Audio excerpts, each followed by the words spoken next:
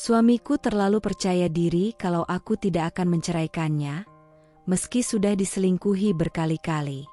Dia mengira aku takut jadi janda beranak 3 dan merendahkanku ketika berkumpul dengan temannya. Tapi saat ku ceraikan dia sendiri yang kelabakan. Assalamualaikum warahmatullahi wabarakatuh. Halo Sobat Cerita Amira, seperti biasa, jangan lupa absen dulu kalian dari kota mana aja nih, komen di bawah ya. Terima kasih untuk kalian semua yang udah komen dari Bogor, Padang, dan Riau, bahkan ada yang dari luar negeri, seperti Hong Kong dan Eropa. Semoga yang udah komen dan subscribe diberi rizki yang berlimpah. Gak usah berlama-lama lagi, langsung aja yuk. Kita lanjut ke ceritanya.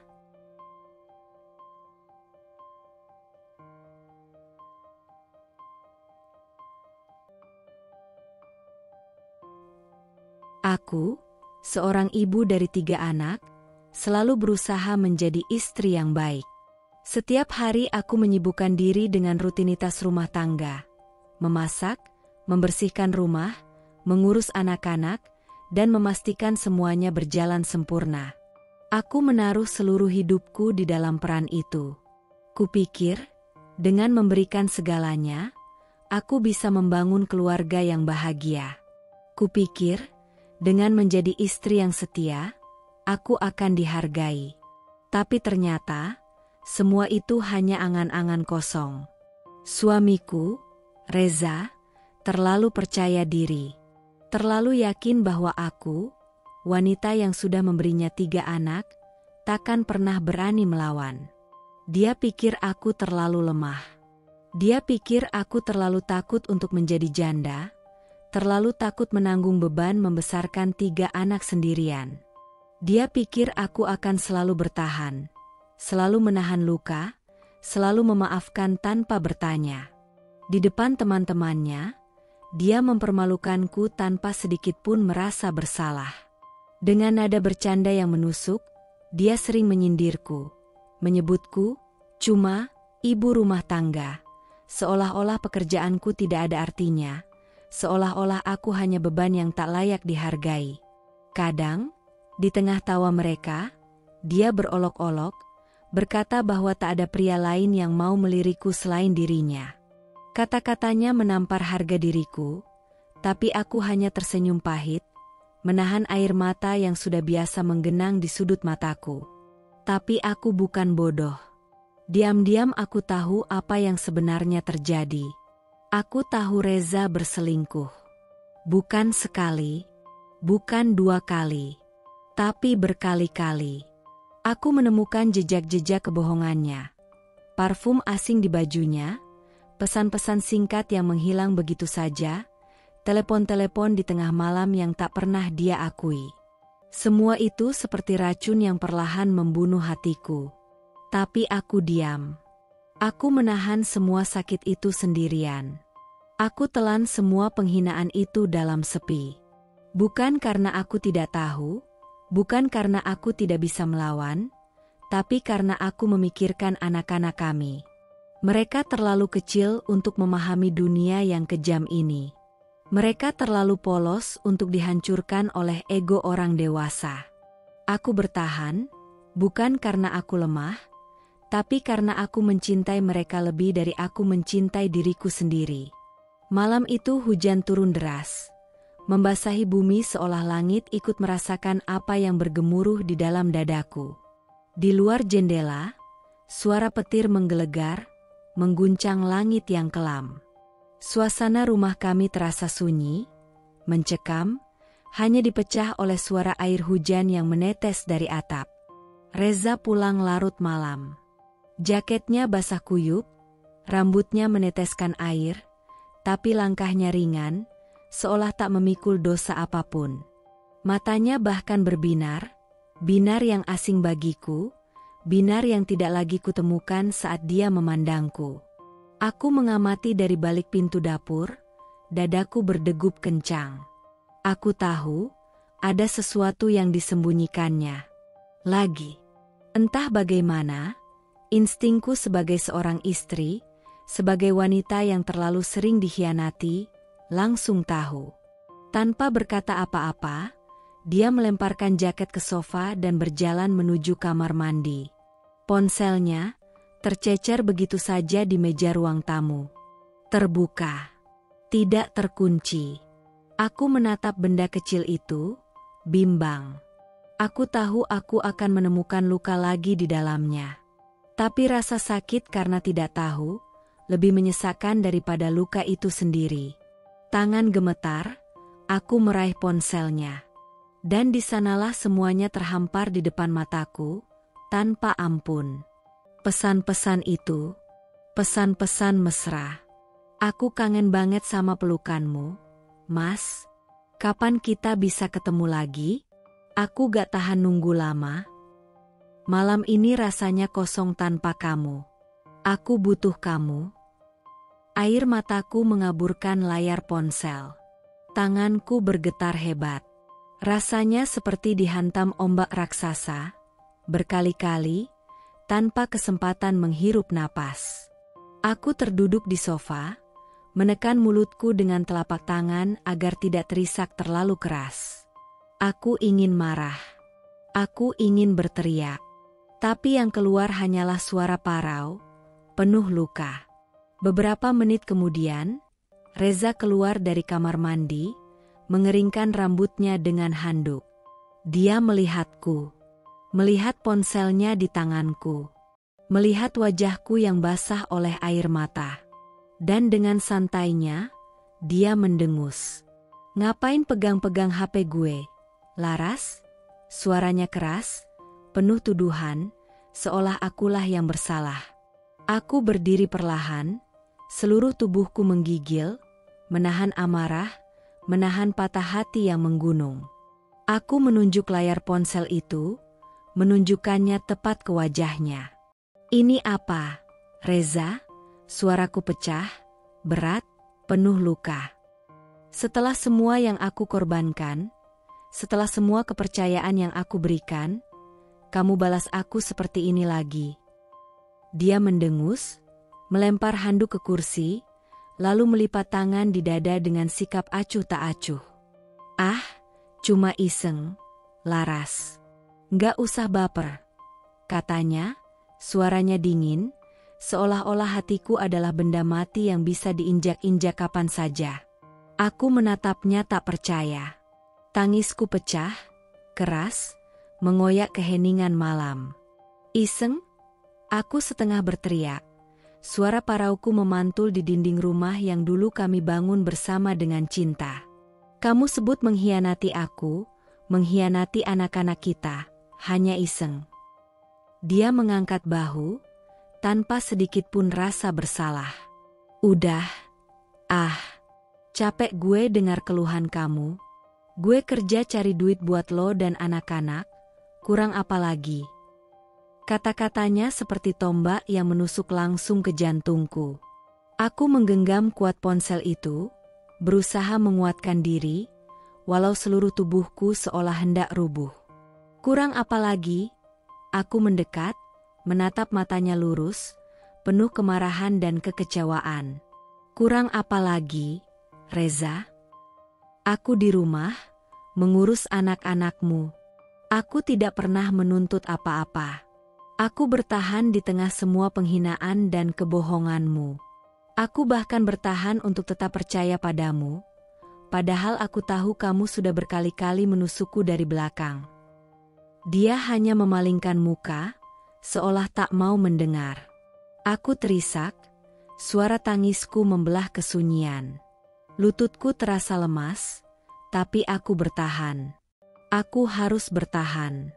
Aku mendekat satu langkah lagi, kali ini dengan suara lebih lirih, lebih pilu.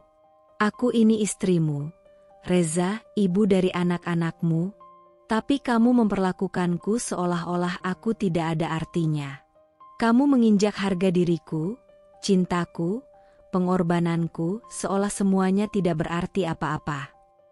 Mataku memandangnya dalam-dalam, mencari berharap, ada setitik penyesalan di sana. Tapi yang kutemukan hanyalah kekosongan. Hampa, beku, seperti batu. Aku menelan tangis, menghapus air mata yang tak henti mengalir, lalu dengan suara bergetar, hampir berbisik, aku berkata, "Aku lelah, Reza. Aku lelah menjadi wanita yang terus kau sakiti. Aku tidak mau lagi hidup seperti ini." Dia menghela napas panjang, bosan, lalu berbalik menuju kamar, meninggalkanku berdiri sendirian di ruang tamu, dengan ponsel di tangan dan hati yang berantakan. Di luar, hujan masih mengguyur bumi. Aku memandang langit yang hitam pekat dari balik jendela. Petir kembali menyambar, mengguncang bumi, seolah langit pun berteriak bersama hatiku. Dan malam itu, aku tahu aku tidak bisa bertahan lebih lama lagi. Untuk pertama kalinya dalam hidupku, aku mulai bertanya, apakah bertahan demi anak-anak berarti harus menghancurkan diriku sendiri? Dan perlahan, dalam hening yang getir itu, aku mulai membangun keberanian yang selama ini kupendam, kubungkam, untuk bangkit. Air mataku belum kering ketika aku mencoba bicara lagi. Suaraku bergetar, tapi aku tetap berusaha tegar di hadapannya. "Reza, cukup sudah." Ucapku lirih, nyaris tak terdengar. "Kalau kamu memang sudah tidak mencintaiku, katakan. Jangan terus menyiksaku begini. Jangan membuatku merasa seolah-olah aku ini tidak berarti." Aku mendekat, berdiri tepat di depannya, membawa luka yang telah bertahun-tahun kupendam. Dengan kedua tangan mengepal di sisi tubuhku, aku mencoba untuk tetap berdiri tegak meski hatiku sudah nyaris hancur. "Aku ini manusia, Reza." Suaraku pecah. "Aku bukan batu. Aku bukan debu yang bisa kamu injak-injak sesuka hatimu." Dia menatapku sejenak, lalu tiba-tiba tertawa. Tertawa. Sebuah tawa kecil yang sinis, mengejek, seolah-olah semua kepedihanku adalah lelucon baginya. "Hahaha. Astaga, Laras," katanya sambil menggeleng-gelengkan kepala, suara tawanya semakin menusuk-nusuk. "Kamu mau apa sekarang? Mau cerai, gitu?" Dia mendekat, menatapku dari atas ke bawah dengan pandangan merendahkan, seolah aku ini makhluk kecil yang tak punya harga diri. "Hah? Mau cerai?" katanya lagi, kali ini nadanya penuh cemooh. "Siapa juga yang mau janda 3 anak kayak kamu?" Aku membeku di tempat. Kata-katanya mengiris hatiku lebih dalam daripada 1000 tusukan belati. "Lihat diri kamu, Laras," lanjutnya, suaranya dingin, penuh penghinaan. "Perempuan lusuh, sibuk ngurus anak, gak punya pekerjaan, gak ada daya tarik sedikit pun. Kamu pikir ada laki-laki lain yang mau sama kamu?" Aku menggigit bibir bawahku kuat-kuat, berusaha menahan isak yang nyaris meledak. Bahuku bergetar hebat, mataku membasah lagi, tapi aku tetap menatapnya. Menatap lelaki yang dulu pernah kujadikan seluruh duniaku. Dia mendengus kasar, lalu berbalik, berjalan meninggalkanku seolah aku ini cuma sampah yang mengganggu langkahnya. "Kalau mau pergi, pergi aja. Gue gak butuh perempuan lemah kayak lo." Setelah itu, dia masuk ke kamar, membanting pintu di belakangnya.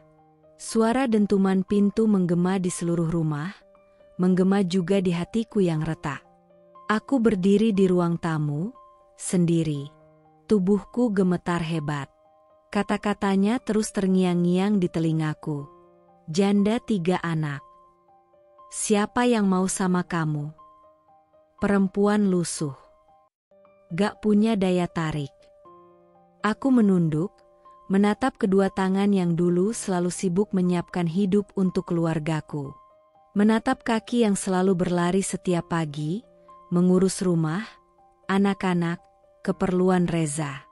Semuanya kulakukan dengan cinta, cinta yang kini diinjak-injak tanpa ampun. Air mata kembali jatuh, lebih deras, lebih panas. Tapi kali ini, bukan hanya karena sedih.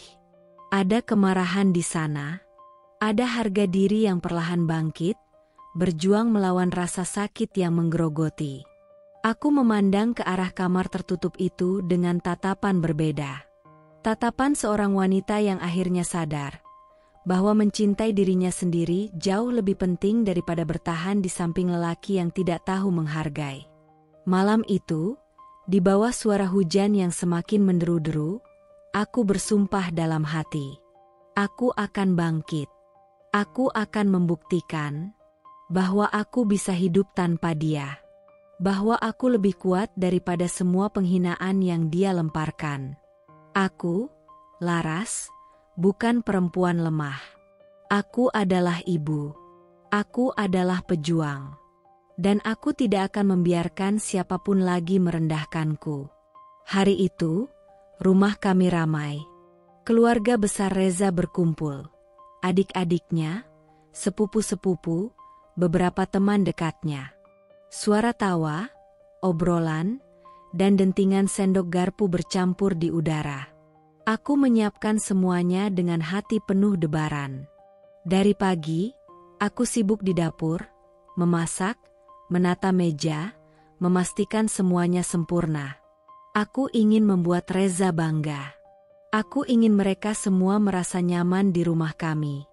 Setidaknya, sekali ini saja, aku berharap bisa mendapat sedikit penghargaan darinya. Tapi harapanku, seperti biasa, hanya berujung luka.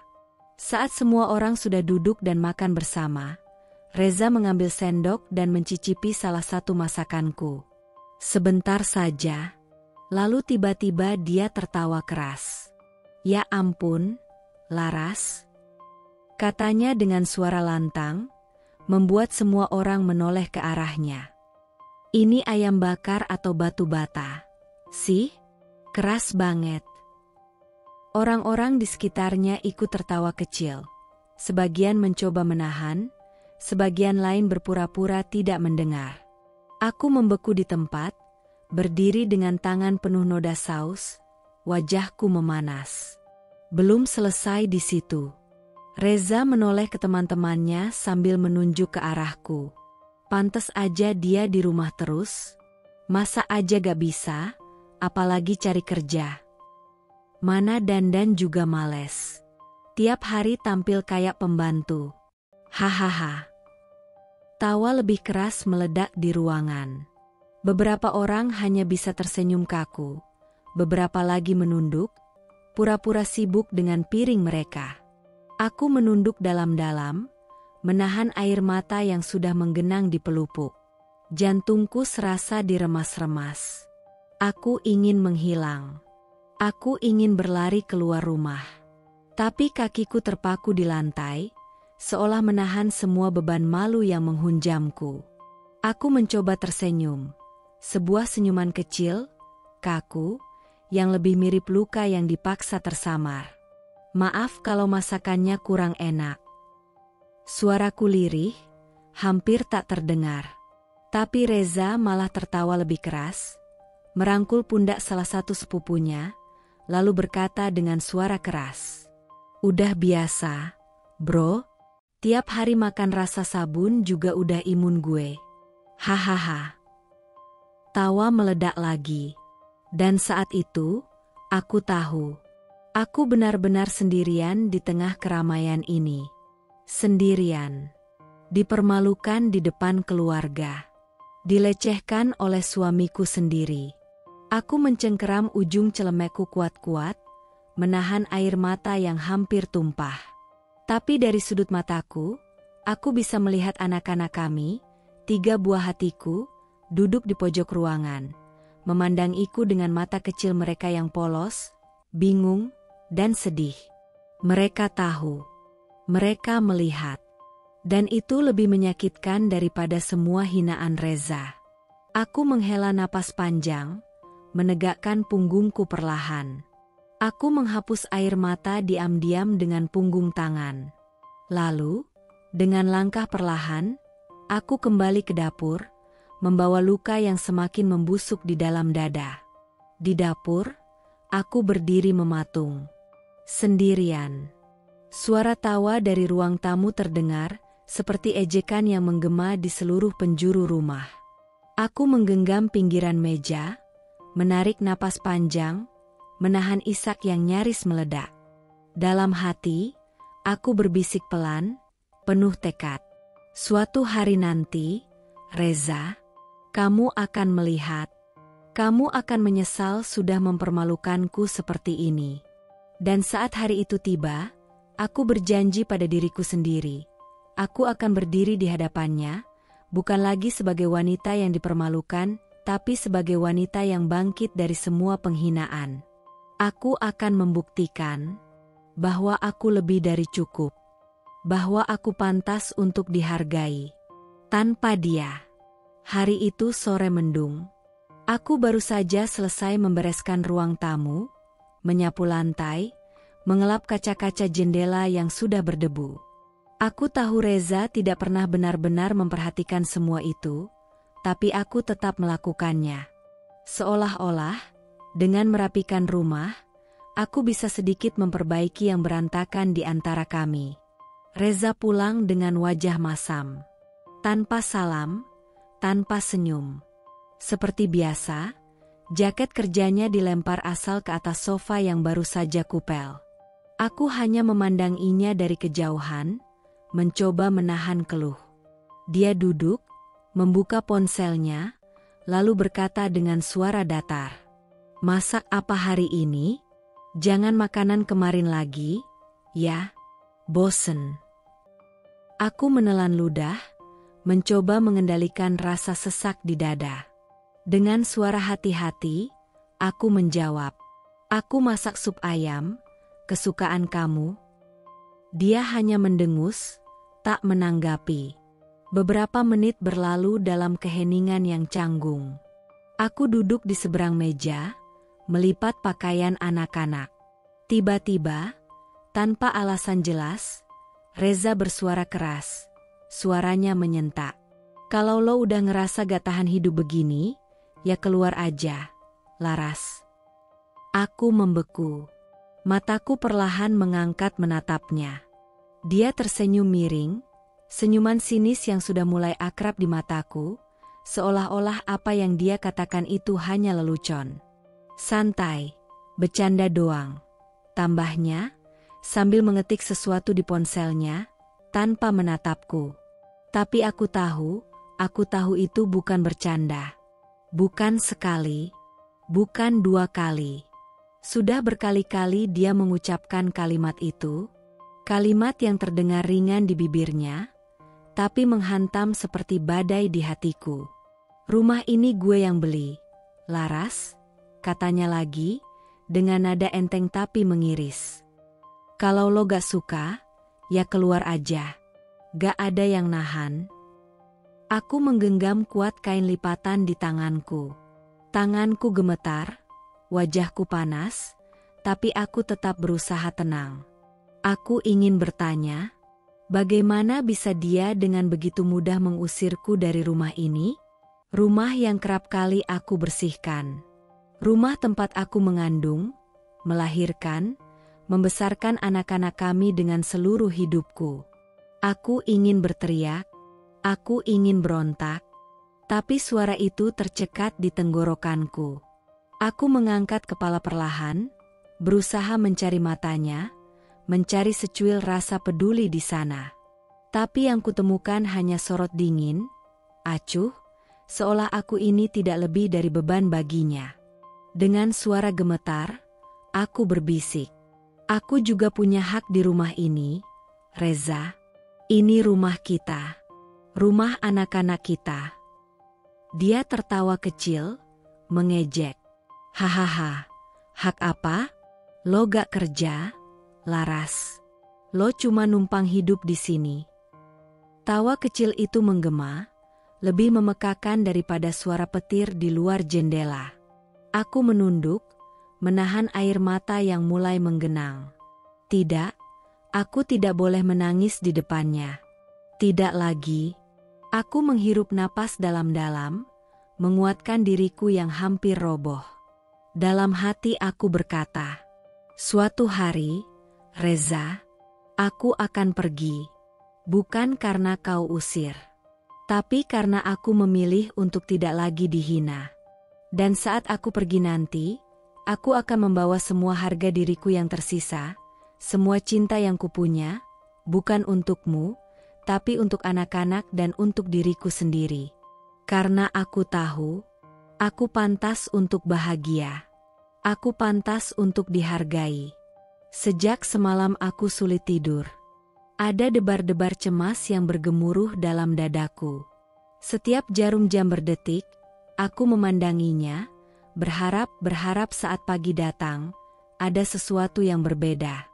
Sesuatu yang membuatku merasa sedikit hidup. Hari ini ulang tahunku. Hari yang seharusnya menjadi hari istimewa. Tapi entah kenapa, aku justru merasa asing di dalam rumahku sendiri. Pagi-pagi aku sudah bangun, merapikan rumah, menyusun sarapan dengan hati-hati. Semua kulakukan sambil berharap ada suara langkah kaki Reza turun dari kamar. Mungkin dengan senyum, mungkin dengan sekotak kecil kado di tangan, atau sekedar pelukan hangat. Tapi yang kutemui hanya sunyi. Sunyi yang mencekik. Ponselku bergetar. Dengan jantung berdebar, aku buru-buru mengambilnya. Sebuah pesan masuk. Dari Reza. Aku membuka pesannya dengan jemari gemetar, penuh harap. Met ultah yalras. Semoga ya gitulah. Aku menatap layar itu lama sekali. Nafasku tercekat. Met ultah. Leras. Ya gitulah. Tak ada nama lengkapku. Tak ada kata cinta. Tak ada doa. Hanya 3 patah kata setengah hati, bahkan dengan tipe. Seolah-olah aku ini hanya sekadar rutinitas. Sekadar kewajiban yang harus diselesaikan, secepat mungkin, tanpa benar-benar memikirkan artinya. Aku tersenyum pahit, menahan genangan air mata yang mulai beriak di pelupuk. Terima kasih. Aku membalas pendek, walau hatiku berteriak pilu. Aku menunggu. Mungkin setelah ini dia menelepon. Mungkin dia akan berkata, aku pulang lebih cepat ya, atau aku sudah siapkan makan malam spesial. Tapi jam demi jam berlalu. Bayangan itu perlahan memudar. Dan akhirnya hancur berantakan. Pukul 8 malam. Rumah tetap sunyi. Tak ada suara mobil masuk. Tak ada suara langkah di teras. Anak-anak sudah lama tidur, kelelahan menunggu janji makan malam bersama yang tak pernah datang. Aku duduk sendirian di meja makan. Sebuah kue kecil, yang kubeli sendiri tadi sore, duduk di atas meja. Lilin kecil menyala di tengahnya, bergetar tertiup angin dari jendela yang setengah terbuka. Aku menatap kue itu, dada terasa hampa. Selamat ulang tahun, Laras. Bisikku lirih pada diriku sendiri, suara tercekat, air mata jatuh satu persatu membasahi pipiku. Tak ada lagu, tak ada tepuk tangan, tak ada pelukan. Hanya aku, dan kesepian. Tanganku gemetar saat menggenggam ponsel. Aku ingin menelepon Reza. Ingin bertanya, kamu di mana? Ingin menuntut, kenapa kamu tidak pulang? Tapi aku tahu, aku hanya akan membuat diriku semakin hancur. Namun rasa penasaran itu menelanku bulat-bulat. Dengan jantung berdegup tak karuan, aku membuka media sosialnya. Dan di sana, seperti pisau yang menusuk tanpa ampun, aku melihat foto itu. Reza, di sebuah restoran mewah, tersenyum. Bersama seorang wanita yang sudah tak asing bagiku, selingkuhannya. Meja mereka penuh lilin. Ada seikat bunga mawar merah. Ada tawa. Ada kehangatan. Untuk wanita lain. Bukan untukku. Sebuah caption sederhana menambah perih itu. Malam spesial dengan yang spesial. Aku menjatuhkan ponsel ke meja. Nafasku terengah-engah seperti orang yang baru saja berlari jauh. Tapi ini luka. Luka yang membuatku kehilangan napas. Aku memeluk tubuhku sendiri, berusaha menahan isak yang akhirnya meledak. Kenapa, Reza? Suaraku pecah, bergema di ruang makan yang kosong. Apa salahku sampai aku bahkan tidak layak mendapatkan sedikit saja bahagiaku sendiri? Aku menangis keras. Tak peduli lagi.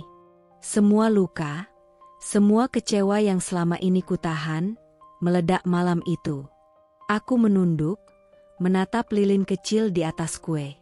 Api kecil itu bergetar, hampir padam, seperti hatiku. Dalam suara yang hampir tak terdengar, aku berbisik. Tahun ini, aku ulang tahun sendirian. Tapi tahun depan, aku berjanji, aku tidak akan lagi ulang tahun dengan hati sepi karena pria yang tidak mencintaiku. Aku meniup lilin itu dengan air mata mengalir deras. Seketika, ruang itu menjadi gelap. Tapi entah kenapa, untuk pertama kalinya dalam waktu lama, aku merasa sebuah cahaya kecil mulai menyala di dalam diriku. Cahaya harapan, cahaya keberanian, cahaya yang berkata, "Sudah cukup, Laras. Sudah cukup kamu terluka. Sekarang saatnya kamu bangkit." Dan malam itu, meski dunia terasa hancur di sekelilingku, aku bersumpah pada diriku sendiri. Aku akan sembuh. Aku akan hidup. Aku akan bahagia tanpa dia. Karena aku layak. Karena aku berharga. Karena aku, Laras, adalah wanita yang kuat. Hari itu seharusnya menjadi hari bahagia. Aku dan anak-anak memutuskan untuk jalan-jalan ke mall. Hanya bertiga, aku, Dava, dan kedua adiknya. Kupikir, sedikit hiburan akan menghapus kesedihan yang belakangan ini sering membayangi rumah kami. Aku menggandeng tangan kecil mereka sambil berjalan di antara keramaian, sesekali tersenyum meski hati terasa kosong. Dava, anak sulungku yang baru berusia 8 tahun, berlari kecil ke depan, wajahnya ceria saat melihat etalase mainan. "Mama, nanti Dava mau lihat robot baru ya ah?" Katanya riang, matanya berbinar. Aku mengangguk sambil tersenyum. "Boleh, sayang. Kita lihat-lihat dulu ya." Untuk sesaat, aku benar-benar lupa pada semua luka yang menumpuk. Aku benar-benar ingin hari ini menjadi milik mereka. Hari di mana mereka boleh bahagia tanpa bayang-bayang masalah orang tua. Tapi takdir berkata lain. Saat kami berjalan melewati sebuah kafe besar di tengah mall, aku merasa tangan Dava yang menggenggamku tiba-tiba menegang. Aku menoleh ke arahnya. Wajah Dava pucat. Matanya membelalak, menatap ke satu arah. Aku mengikuti pandangannya. Di sana, hanya beberapa meter dari kami, Reza, ayah mereka, dengan seorang perempuan asing menggandeng lengannya mesra. Mereka tertawa. Terlihat begitu akrab. Seolah dunia ini hanya milik mereka berdua. Aku berdiri membeku. Darahku berhenti mengalir. Suara dunia seakan mendadak menghilang. Aku melihat Dava menggigit bibirnya kuat-kuat. Tubuh kecilnya bergetar. "Mama, itu Papa. Ya?" bisiknya pelan, suaranya pecah, penuh ketakutan. Aku tidak bisa menjawab. Tenggorokanku tercekat. Aku hanya bisa memeluk Dava erat-erat, menahan tubuh kecilnya yang mulai tersengguk. Tapi kenapa Papa sama Tante itu? Papa kenapa gandeng orang lain? Tangis Dava pecah. Anak-anak kecilku, mereka yang seharusnya tidak perlu tahu pahitnya pengkhianatan. Mereka yang seharusnya hanya tahu cinta dan kasih sayang. Kini menyaksikan kebohongan yang kulindungi mati-matian agar tak melukai mereka. Aku merunduk, memeluk Dava erat-erat sambil berbisik di telinganya. "Maafkan Mama, sayang. Maafkan Mama." Air mataku jatuh tanpa bisa ditahan. Anak keduaku, Naya, menarik ujung bajuku, wajahnya polos, bingung. Mama, kenapa kakak nangis? Kenapa mama nangis? Aku mengusap wajahku secepat mungkin, mencoba tersenyum walau pipiku basah. Gak apa-apa, sayang. Gak apa-apa. Ayo kita cari es krim, ya. Aku menggendong adik bungsu mereka yang belum mengerti apa-apa, menarik Dava dan Naya pergi menjauh secepat mungkin. Menjauh dari luka itu. Menjauh dari kenyataan pahit yang tak pernah bisa kuhindari. Tapi aku tahu, aku tidak bisa menghapus pemandangan itu dari mata Dava. Aku tidak bisa menghapus rasa hancur dari hati kecilnya.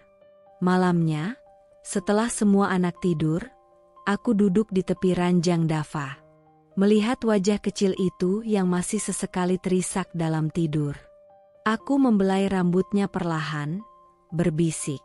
Maafkan mama, Dava. Maaf karena kamu harus lihat semua ini. Mama janji, mama akan jadi kuat. Buat kamu, buat adik-adik kamu. Kita akan baik-baik saja, nak, tanpa harus bergantung pada papa lagi. Air mataku jatuh, menetes di atas bantal kecilnya. Dan malam itu, dalam sunyi, aku kembali bersumpah. Aku tidak hanya akan memperjuangkan diriku sendiri. Aku akan memperjuangkan anak-anakku. Agar mereka tidak lagi menangis karena luka yang bukan kesalahan mereka. Pagi itu, rumah terasa begitu sepi. Anak-anak sudah berangkat ke sekolah, meninggalkan kesunyian yang kini terasa lebih menyakitkan.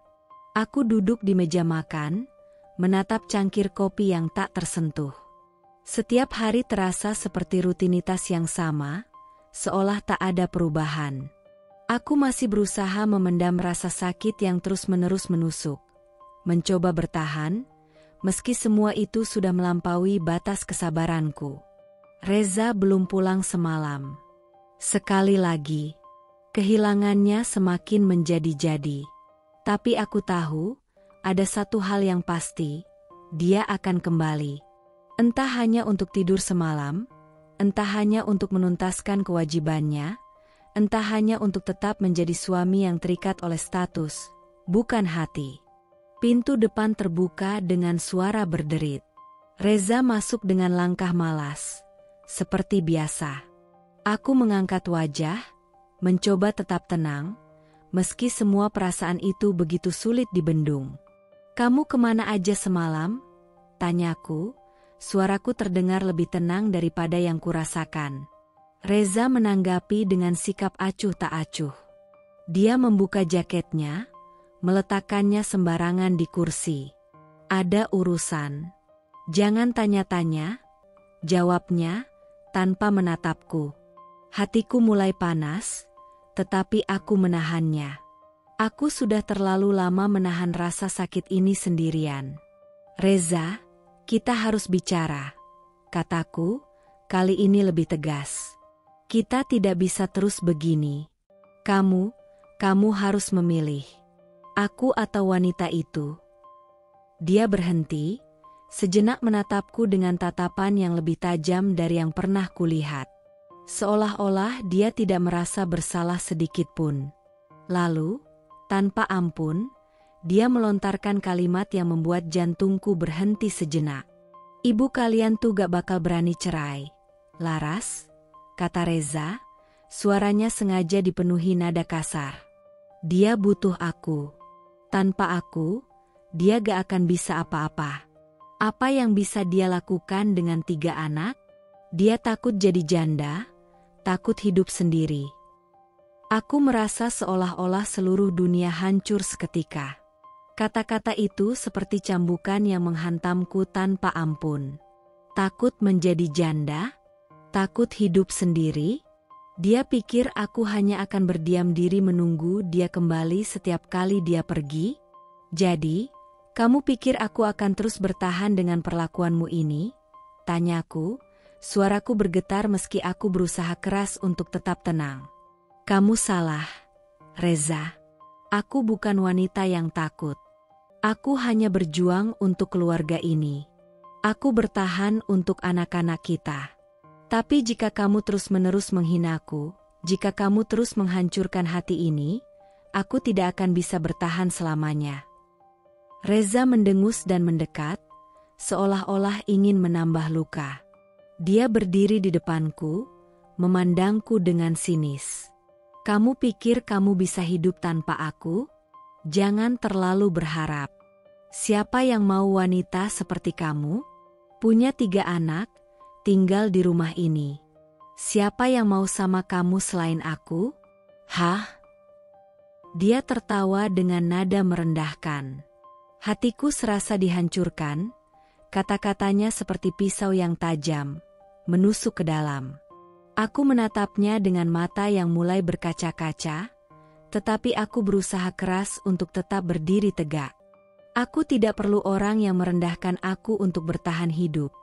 Reza, jawabku dengan suara yang tegas, meski hatiku hancur. Aku bisa hidup dengan anak-anak kita. Aku bisa bangkit dan menjadi lebih kuat dari ini. Kamu salah besar kalau pikir aku tidak bisa. Dia tertawa lagi, seolah aku hanyalah bahan tertawaan yang mudah dilupakan. Kamu memang lemah, Laras. Kamu pikir bisa pergi kemana dengan anak-anak? Rumah ini, uang ini, semua aku yang punya. Kamu hanya bisa tinggal diam dan berharap aku datang ke rumah ini untuk memberi sedikit perhatian. Setiap kata yang keluar dari mulutnya seperti api yang membakar hatiku. Tapi aku tahu bahwa aku tidak bisa lagi membiarkan diriku hancur oleh perkataannya. Aku tidak bisa lagi terus menunggu perubahan yang tidak akan datang. Aku tidak takut, Reza, kataku, menatapnya dengan tatapan yang penuh keyakinan. Aku tidak takut kehilanganmu. Jika kamu terus begini, aku akan pergi. Aku akan bawa anak-anak, dan kita akan hidup tanpa kamu. Karena aku lebih kuat dari yang kamu kira. Reza mendengus, tampak marah karena aku mulai menunjukkan ketegasan. Namun aku tidak peduli lagi. Saat dia berbalik dan pergi meninggalkan ruangan, aku berdiri di sana, merasa seperti ada beban berat yang terangkat sedikit demi sedikit. Aku tahu, ini adalah langkah pertama menuju kebebasanku. Langkah pertama untuk akhirnya melepaskan diriku dari hubungan yang sudah lama merusak, dan memberi kesempatan pada diriku untuk bangkit kembali. Menantang cerai bukan berarti aku menyerah. Itu adalah awal dari kebebasanku. Aku akan membuktikan padanya, pada dunia, dan yang terpenting pada diriku sendiri, bahwa aku bisa lebih dari apa yang dia pikirkan tentangku. Aku masih terperangah, berdiri di ruang tamu dengan jantung yang berdebar kencang, setelah percakapan yang baru saja terjadi. Reza baru saja pergi, meninggalkan rumah dengan langkah terburu-buru, seolah tidak ingin mendengar lebih banyak tentang keluhan dan tuntutan yang kuajukan. Aku berdiri di sana, menatap pintu yang tertutup rapat, mencoba mengumpulkan kembali sisa-sisa kesabaranku. Tapi saat itulah, suara ibu mertuaku terdengar dari ruang makan. Laras, bisa datang sebentar ke sini? Ibu perlu bicara. Aku menahan napas. Panggilan itu selalu terasa seperti beban.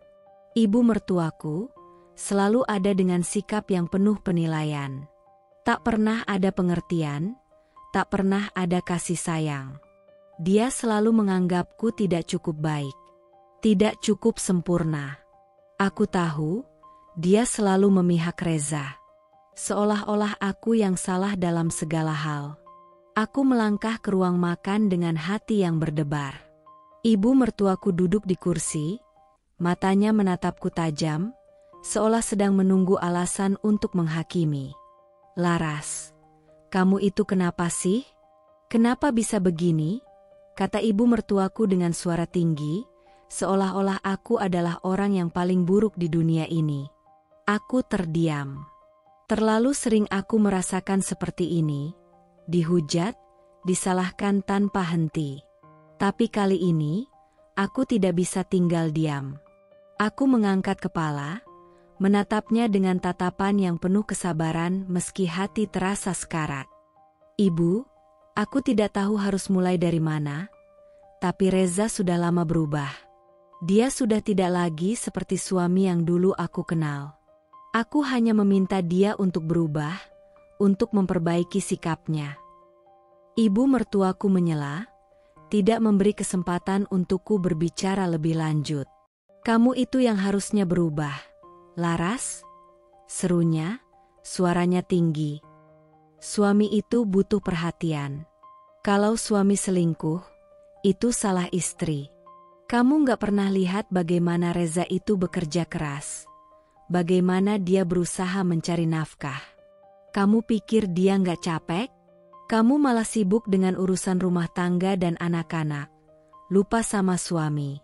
Makanya dia selingkuh. Karena kamu gak bisa jadi istri yang baik. Setiap kata yang keluar dari mulutnya seperti belati yang menusuk jantungku.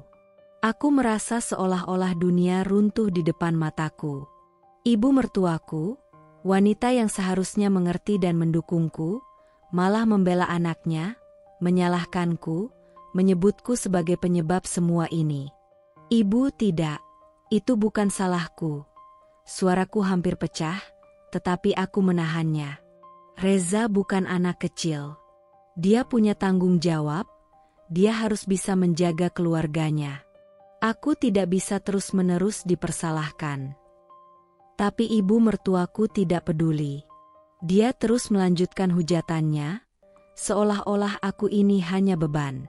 Susah sekali sih, Laras, katanya dengan nada menohok. Kamu harusnya lebih perhatian sama suami. Menjaga dia, menyenangkan dia. Bukan malah sibuk mengurus anak-anak dan rumah tanpa peduli apa yang dia butuhkan.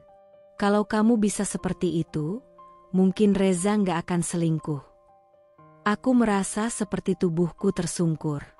Kata-kata itu sangat memukul. Lebih pedih dari apapun yang pernah ku rasakan. Dia menganggap semuanya itu salahku. Aku yang kurang perhatian. Aku yang tidak bisa menjadi istri yang baik. Tapi apa yang dia tahu tentang hatiku yang hancur? Apa yang dia tahu tentang rasa sakit yang kutanggung? Bagaimana mungkin dia bisa membela Reza, tanpa melihat betapa aku telah berusaha sekuat tenaga? Aku menunduk, mencoba menahan air mata yang mulai mengalir.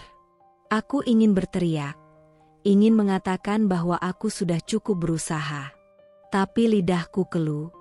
Aku tidak tahu harus berkata apa lagi. Ibu, saya sudah melakukan yang terbaik. Jawabku pelan, suaraku terdengar rapuh. Saya selalu menjaga rumah ini, menjaga anak-anak kita. Saya sudah berusaha jadi istri yang baik. Tapi Reza, dia yang memilih untuk selingkuh. Dia yang menghancurkan segalanya. Ibu mertuaku mendengus, tidak terkesan dengan penjelasanku. Kamu memang selalu bisa cari alasan, Laras. Kamu gak pernah mau lihat kesalahan diri sendiri. Dan Reza sudah capek dengan kamu. Jangan harap dia akan mau kembali kalau kamu terus begini. Saat itu, rasa marah dan sakit semakin sulit kutahan. Aku ingin berteriak, ingin mengatakan semuanya. Tapi aku hanya bisa berdiri di sana, menatap ibu mertuaku yang tampaknya tidak akan pernah mengerti apa yang sebenarnya aku rasakan. Ibu, kataku dengan suara yang hampir tidak terdengar. Saya mohon, kalau benar-benar sayang keluarga ini, dukunglah saya. Jangan justru mendukung Reza yang sudah melukai kami. Ibu mertuaku tidak menjawab. Dia hanya memandangku dengan tatapan yang penuh kecemasan, seolah aku adalah orang yang salah. Aku meninggalkan ruang makan itu dengan perasaan hancur.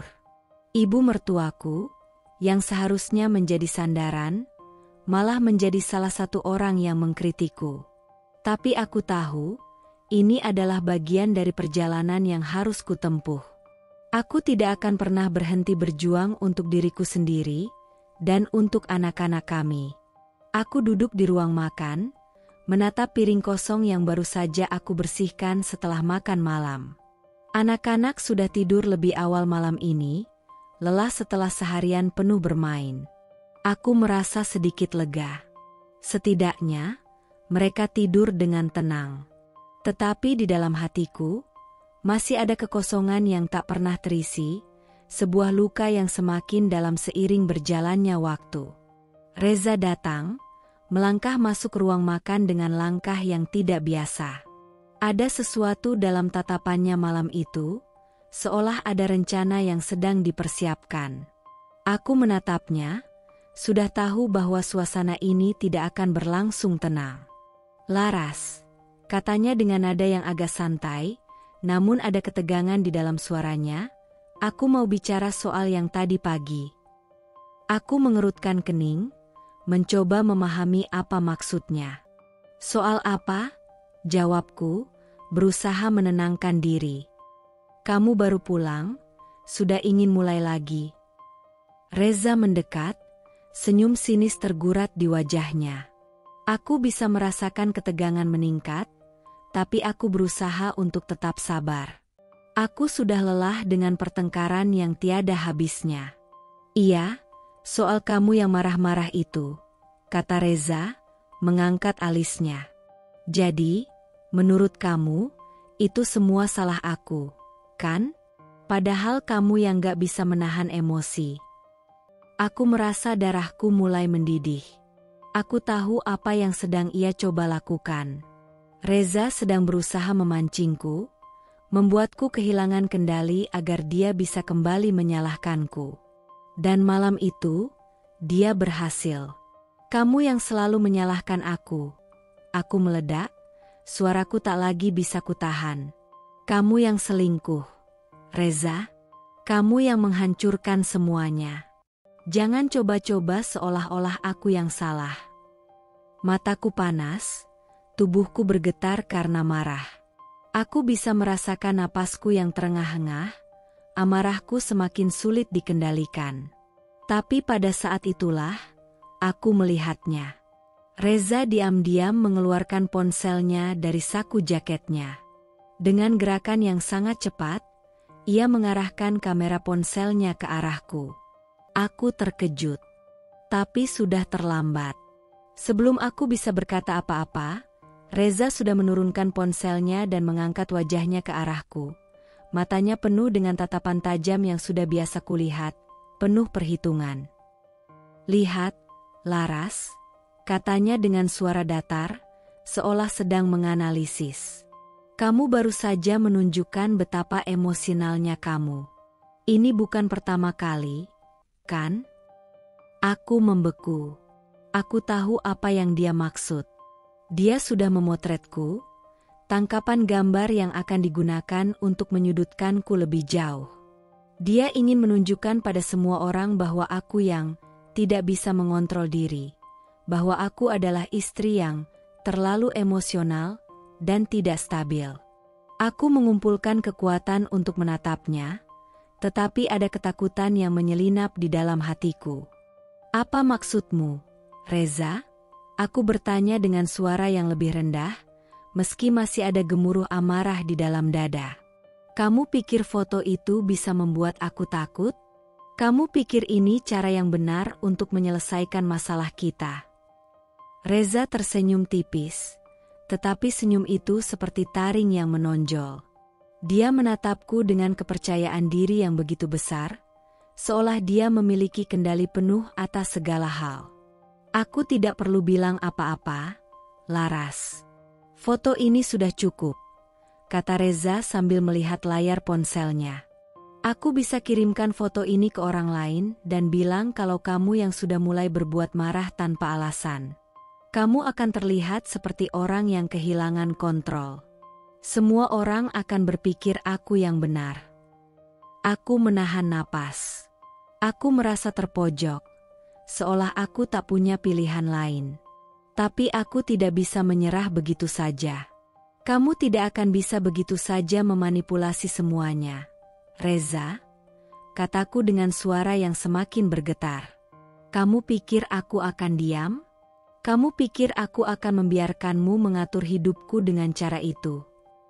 Reza memandangku dengan tatapan penuh perhitungan, dan untuk sesaat, aku merasa takut. Tapi aku tidak bisa membiarkan rasa takut itu menguasai diriku. Aku harus melawan. Aku tidak akan lagi menjadi korban dari permainannya. Laras, aku hanya memberimu pilihan, kata Reza, matanya menyipit tajam. Kamu mau aku kirim foto ini ke orang lain? Atau kamu bisa tenang dan kita bicarakan baik-baik? Aku hanya ingin semuanya berjalan lancar. Tapi kalau kamu terus berontak, kita semua akan terluka. Aku menggertakkan gigi. Apa yang dia lakukan ini sangat tidak adil. Dia tahu persis bagaimana cara memanfaatkan kelemahanku. Dia tahu bahwa jika dia menuduhku, emosional, dan menunjukkan foto itu, dia bisa merusak reputasiku di mata keluarga, teman-teman, dan bahkan anak-anak. Namun, di dalam hatiku, ada satu hal yang kutahu pasti. Aku tidak akan pernah menyerah. Aku tidak akan membiarkan Reza mengendalikan hidupku dengan cara yang begitu keji. Kamu bisa mengancamku dengan foto itu, Reza? Jawabku, suaraku lebih tenang namun penuh ketegasan. Tapi aku tidak takut lagi. Aku tahu apa yang benar, dan aku tidak akan biarkan kamu menipu semua orang. Reza hanya diam, matanya masih penuh dengan ketidakpedulian. Dia tahu, ini adalah permainannya yang terakhir.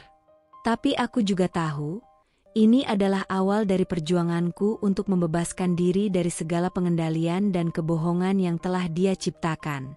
Aku menghadapinya dengan keteguhan hati, meski aku tahu tantangan besar menanti. Aku akan melawan, dengan cara apapun yang aku bisa. Untuk diriku, untuk anak-anak, dan untuk kebenaran. Hari itu terasa berat, seperti ada awan gelap yang menggantung di atas kepalaku. Aku duduk di ruang tamu, memandangi anak-anak yang sedang bermain di halaman belakang. Sejenak, aku merasa seolah-olah dunia di luar rumahku ini masih berjalan normal. Tapi dalam hatiku, ada gelombang besar yang tak pernah berhenti menghantam. Seminggu yang lalu, aku mendengar kabar yang membuat hatiku hampir pecah. Selingkuhannya hamil. Aku tidak tahu pasti apakah itu benar atau hanya gosip, tapi tubuhku merasakan kebenarannya. Aku mendengar dari seorang teman yang bekerja di kantor Reza. Dia berkata dengan suara pelan, penuh empati, seolah-olah dia takut aku akan runtuh jika mendengarnya. Laras, aku dengar dari beberapa orang, Reza punya hubungan serius dengan wanita itu. Dan dia hamil. Kata temanku itu, suara serak, seperti tidak ingin menyakitiku lebih lanjut. Aku hanya terdiam, mendengarkan kata-kata itu berputar-putar di kepalaku. Aku merasa ada beban besar yang menekan dadaku. Wanita itu hamil, dan Reza masih melanjutkan semua kebohongannya. Masih dengan kelakuan yang sama, berpura-pura seolah aku yang harus bertahan. Aku yang harus memahami.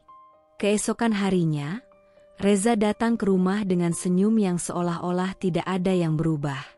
Dia meletakkan tas kerjanya di kursi, mengangkat wajahnya dengan sikap santai seperti biasa. Tapi ada yang aneh. Ada sesuatu yang tampak berbeda, bahkan dari cara dia berbicara. Laras, kita harus bicara, katanya dengan suara yang datar, tapi aku bisa merasakan ada sesuatu yang sedang disembunyikan. Ada beberapa hal yang perlu kita selesaikan. Aku menatapnya dengan curiga. Aku sudah mendengar kabar itu, dan aku tahu ini adalah waktu yang tepat untuk menghadapinya. Aku menahan napas, mencoba mengumpulkan kekuatan. Aku harus menghadapinya dengan tenang, meskipun hatiku hancur. Reza, aku tahu soal wanita itu, kataku dengan suara yang bergetar, namun tegas. Aku tahu dia hamil. Kamu pikir aku bodoh? Kamu pikir aku tidak akan tahu? Reza terdiam. Dia mengalihkan pandangannya, tidak berani menatap mataku. Aku bisa melihat ketegangan yang muncul di wajahnya, sebuah ekspresi yang sudah lama tidak aku lihat. Laras, itu bukan yang kamu pikirkan, jawabnya dengan suara yang terdengar lelah, seolah-olah dia ingin melarikan diri dari kenyataan. Aku tidak mau kamu merasa seperti ini. Semua yang terjadi bukan salahmu. Aku merasa setiap kata yang keluar dari mulutnya semakin membuatku merasa lebih terasing. Dia berusaha menjauhkan diri dari kenyataan, seolah-olah semua yang dia lakukan tidak memiliki dampak pada kami, pada keluarga ini. Jadi, kamu ingin aku tetap bertahan, kan? Tanyaku, mataku mulai berkaca-kaca. Kamu ingin aku menelan semua kebohongan ini, menahan semua rasa sakit, hanya untuk menyelamatkan muka kamu. Reza mendekat, seolah berusaha menenangkan aku dengan sentuhan yang kini terasa begitu dingin. Laras, kamu harus ngerti. Ini semua tidak semudah yang kamu bayangkan. Katanya, suaranya lebih rendah, penuh ketegangan. Aku masih ingin kita tetap bersama. Aku tidak ingin kehilangan kamu. Tapi wanita itu, dia hamil, dan aku harus bertanggung jawab. Hatiku terasa seperti terhimpit oleh batu besar. Kata-kata itu datang seperti air yang membanjiri setiap ruang di hatiku, merusaknya tanpa ampun. Reza, suamiku, yang seharusnya menjadi pelindungku, yang seharusnya mencintaiku, malah berbicara tentang bertanggung jawab pada wanita itu.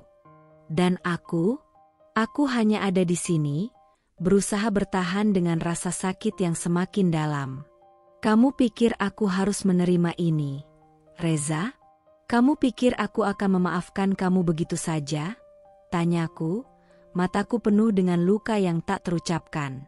Kamu pergi dengan wanita itu, meninggalkan aku, dan sekarang kamu bilang kamu masih ingin kita bersama? Apa itu artinya semua ini? Reza terdiam, wajahnya menunjukkan kebingungan, seolah-olah dia tidak mengerti mengapa aku marah. Seolah-olah dia benar-benar merasa bahwa ini adalah hal yang wajar.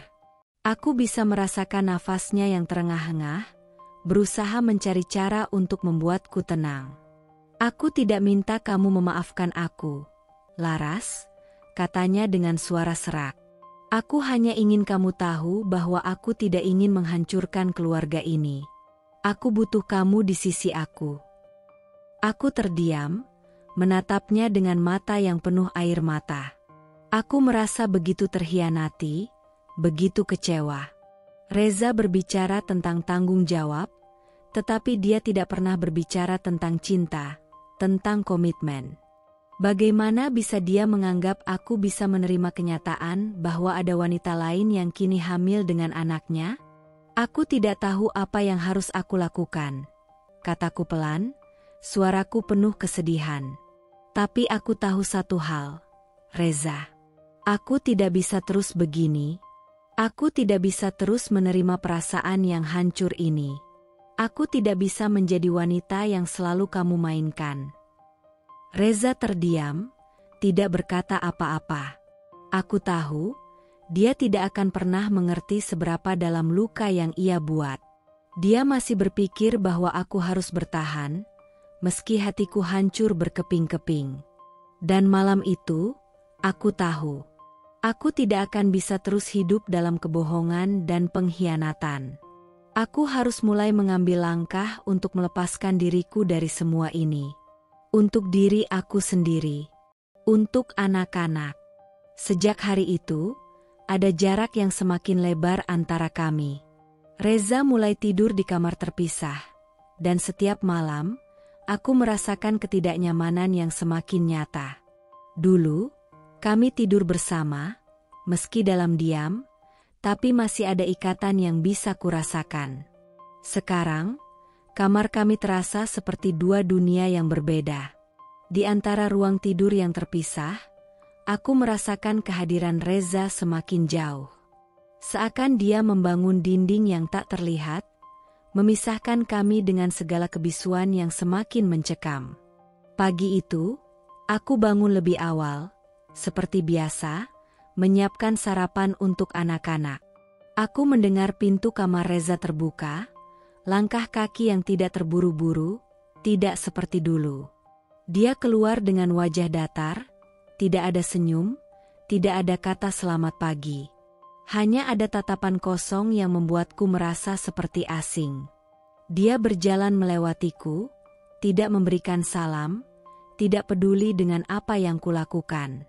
Sarapan sudah siap, kataku, mencoba merangkai kata-kata meski hatiku merasa sesak. Kamu mau makan? Reza hanya mengangguk singkat, berjalan menuju meja makan dengan ekspresi yang semakin asing. Aku merasa seperti berhadapan dengan seseorang yang bukan lagi suamiku, tetapi seorang pria asing yang hanya datang untuk memenuhi kewajiban. Kita perlu bicarakan jadwal anak-anak minggu depan, kata Reza, tanpa menatapku, suaranya datar, seperti berbicara kepada seseorang yang tidak lebih dari seorang asisten. Aku butuh kamu siap antar mereka ke sekolah jam 7 pagi, dan siangnya kamu antar ke les. Aku sibuk, jadi gak bisa. Hati aku terasa teriris dengan setiap kata yang keluar dari mulutnya. Dulu, kami berbicara tentang impian, tentang masa depan bersama. Tapi sekarang, kami hanya berbicara soal rutinitas dan kewajiban yang entah kenapa terasa begitu dingin. Reza, kita harus bicara, kataku dengan suara yang mulai bergetar, memohon untuk mendapatkan perhatian darinya. Kamu tidak melihat apa yang terjadi? Kamu tidak merasa apa-apa? Reza tidak menjawab, hanya terus menatap layar ponselnya, sibuk dengan pekerjaan, seolah aku tidak ada di sana. Aku merasa semakin kecil, semakin tidak berarti. Aku sudah lama mengetahui bahwa dia tidak lagi mencintaiku, tetapi perasaan itu, yang seharusnya sudah hilang, ternyata masih saja menyiksa. Aku merindukan perhatian itu, sentuhan itu, yang dulu ada setiap kali aku membutuhkan dukungan. Sekarang, yang ada hanyalah kesunyian yang menyakitkan. Beberapa hari kemudian, Reza kembali tidur di kamar terpisah. Aku sudah tidak lagi menunggu dia untuk kembali ke ranjang yang dulu kami isi bersama. Kini, aku tidur sendirian, menatap langit-langit yang kosong, merasa seperti tidak ada siapa-siapa di sampingku, meskipun kami masih hidup di bawah atap yang sama. Saat aku pergi ke dapur untuk menyiapkan makan malam, aku mendengar suara Reza, berbicara dengan nada yang acuh tak acuh. Anak-anak sudah makan? Tanya Reza tanpa mengalihkan pandangannya dari TV. Mereka tidak boleh tidur larut malam. Jangan lupa ingatkan mereka soal PR. Aku berdiri di pintu dapur, menatapnya dengan rasa sakit yang semakin dalam. Dia memperlakukanku seperti aku hanya seorang pembantu rumah tangga. Seseorang yang ada untuk memenuhi tugas, bukan lagi sebagai istri, bukan lagi sebagai wanita yang pernah dia cintai. Reza, kamu berubah, kataku pelan, hampir berbisik. Kamu tidak peduli lagi pada aku. Kamu hanya peduli pada anak-anak dan semua kewajiban kita, tanpa ada rasa cinta. Reza tidak menjawab, hanya mengangguk pelan dan melanjutkan menonton TV. Aku merasa hatiku hancur seolah-olah ada sesuatu yang patah, dan tidak akan bisa kembali seperti semula. Tapi apa yang lebih menyakitkan dari itu semua, adalah kenyataan bahwa dia tidak merasa bersalah. Dia merasa tidak ada yang salah dengan sikapnya. Seolah-olah aku yang terlalu sensitif. Aku yang terlalu emosional. Aku yang harusnya menerima kenyataan ini. Dia masih merasa berhak untuk tinggal di rumah ini, untuk tidak berubah. Aku yang harus berubah. Aku yang harus menyesuaikan diri dengan keadaan yang tak pernah aku pilih. Aku merasakan getaran di dalam hatiku, perasaan hampa yang terus-menerus menghantui. Aku ingin berteriak, ingin mengguncangnya agar dia bisa mendengarku, agar dia bisa merasakan betapa sakitnya aku, betapa aku merasa hancur. Namun, dia hanya terus membisu, seperti aku tak lebih dari sebuah benda mati yang ada untuk memenuhi kewajiban. "Reza, apakah kamu masih mencintaiku?" tanyaku, akhirnya tak bisa menahan lagi. "Atau aku hanya menjadi rutinitas yang harus kamu jalani?" Dia menoleh, matanya tampak lelah, dan dalam tatapannya ada kebingungan, tapi aku tahu, tidak ada cinta lagi di sana. Ada jarak yang tak bisa diukur, sebuah jurang yang semakin lebar. "Aku gak tahu, Laras," jawabnya dengan suara datar, seolah-olah ini adalah pertanyaan yang terlalu berat untuk dijawab. "Aku tidak tahu apa yang terjadi antara kita. Dan dengan itu, aku tahu. Aku tahu bahwa hubungan ini sudah mati. Reza telah memutuskan bahwa dia tidak akan pernah kembali. Dan aku harus menemukan cara untuk bertahan, mencari kekuatan di dalam diriku, meskipun setiap harinya terasa seperti melawan arus yang tak pernah berhenti. Aku harus merelakan hubungan ini, meskipun itu berarti melepaskan segalanya yang pernah kurasakan. Aku harus memilih diriku sendiri, bahkan jika itu artinya berjalan sendirian." Malam itu, aku tertidur dalam kesedihan yang mendalam. Hari-hari yang penuh dengan ketegangan, kebisuan, dan pengkhianatan membuatku merasa begitu kosong, seolah-olah hidupku tidak lebih dari rutinitas yang tak pernah berakhir. Aku tidur dengan mata yang masih basah, dan mimpi itu datang. Di dalam mimpiku, aku berjalan sendirian di jalan yang gelap, berlarian tanpa tujuan. Setiap langkah terasa berat, seperti ada sesuatu yang menarikku ke bawah. Suasana sekitar begitu sunyi, hanya terdengar langkah kakiku yang bergema di kesunyian malam. Aku merasakan kesepian yang sangat dalam, lebih dalam dari yang pernah aku rasakan sebelumnya. Aku ingin berteriak, ingin mencari pertolongan, tapi suara itu terbungkam di dalam hati. Aku terus berjalan, semakin jauh dari rumah, dari semua yang aku kenal. Dan saat aku merasa akan jatuh, tiba-tiba aku merasakan sebuah tangan yang lembut menggenggam tanganku. Aku menoleh, dan di sana, di tengah kegelapan, ada seseorang yang menarikku keluar dari kegelapan itu. Tangan itu begitu kuat, namun penuh dengan kelembutan yang tak bisa dijelaskan. "Jangan takut, Laras," kata suara itu, lembut namun penuh kepastian. "Aku akan menuntunmu." Aku hanya bisa menangis. Air mata mengalir deras, bukan karena takut, tetapi karena rasa lega yang datang begitu tiba-tiba. Aku merasa seolah-olah aku dibawa keluar dari kegelapan hidupku, seolah-olah ada harapan yang tersembunyi di balik segala penderitaan yang telah aku jalani. Tangan itu membimbingku menuju tempat yang terang. Aku bisa merasakan cahaya yang menyinari wajahku, dan aku tahu, itu bukan hanya cahaya biasa. Itu adalah cahaya yang membawa kedamaian, harapan, dan sebuah jalan keluar dari kebuntuan yang selama ini kurasakan. Ketika aku sampai di tempat terang itu, aku merasa seolah-olah aku bisa melihat segala sesuatu dengan jelas. Segala kebingunganku, segala perasaan yang mengikatku, semuanya menjadi jelas. Aku tahu, aku tidak bisa lagi terjebak dalam kebisuan dan pengkhianatan. Aku tahu, sudah waktunya aku untuk berhenti bertahan. Waktunya aku untuk melangkah keluar, mencari hidup yang lebih baik, mencari kebahagiaan yang selama ini kuimpikan. Saat itu juga, aku terbangun, hatiku berdebar-debar, tubuhku terasa panas, dan air mata mengalir tanpa bisa kucegah. Aku tahu itu bukan sekadar mimpi. Itu adalah pesan, sebuah tanda dari Tuhan. Aku merasa Dia ada di sana, menuntunku, membimbingku untuk melihat kenyataan yang selama ini aku hindari.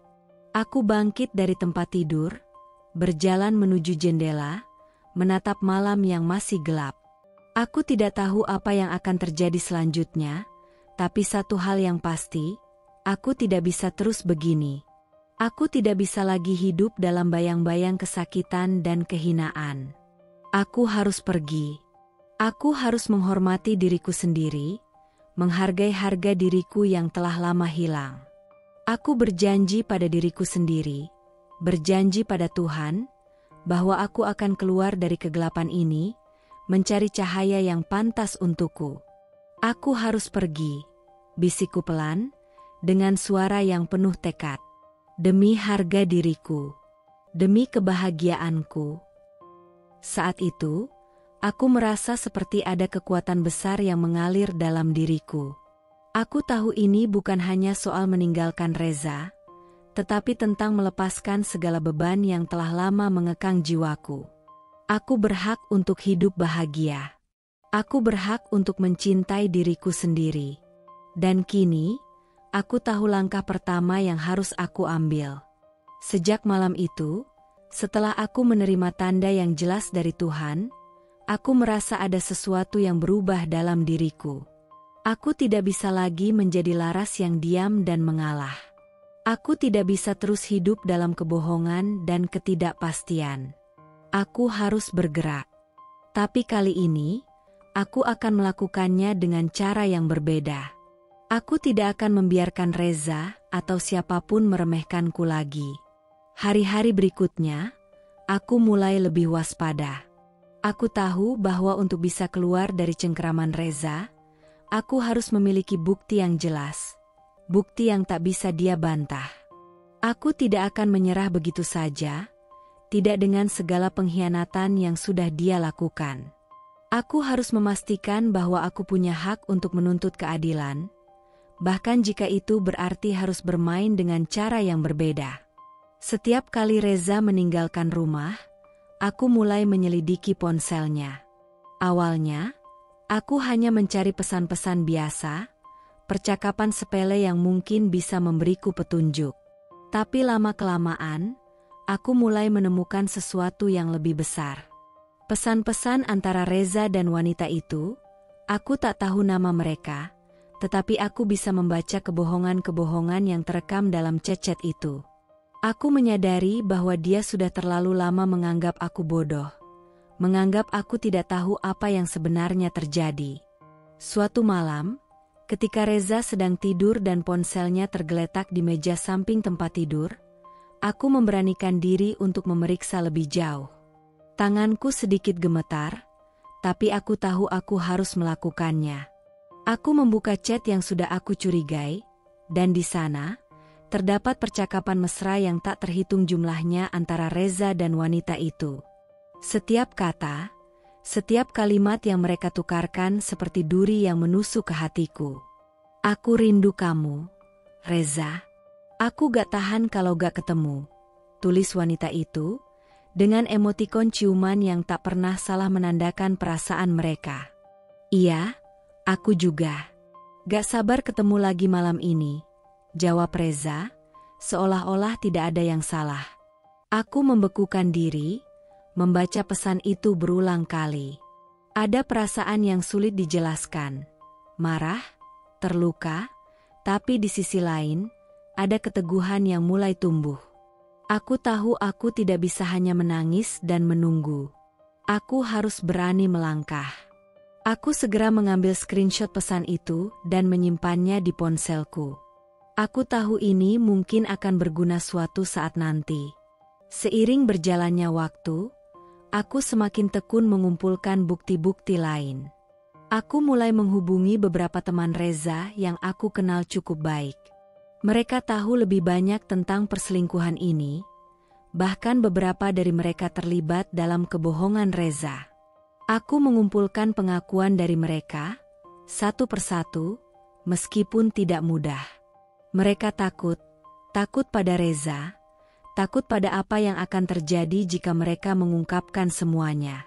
Namun, aku tahu ini adalah langkah yang harus aku ambil.